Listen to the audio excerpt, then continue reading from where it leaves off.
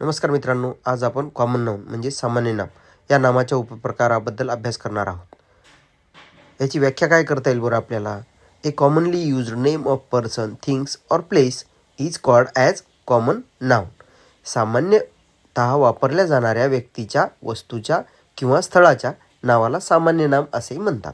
आता बघा, सामान्य नाम म्हणजेच सर्वसाधारणपणे जे नाव वापरल्या जातात, नामे वापरल्या जातात त्याला सामान्य नाम म्हणतात. आता याच्यामध्ये आपल्याला महत्त्वाच्या 3 गोष्टी बघायच्या आहेत.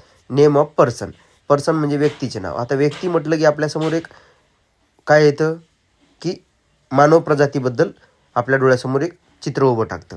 बघा आता बॉय म्हटलं कुठलाही मुलगा, गर्ल मुलगी म्हटल्याच्यानंतर आपल्याला कोणतीही मुलगी असू शकते असं जेव्हा डोळ्यासमोर येतं. विद्यार्थी म्हटलं कुठलाही विद्यार्थी, रायटर लेखक कुठलाही लेखक इत्यादी. आता थिंग्स वस्तू.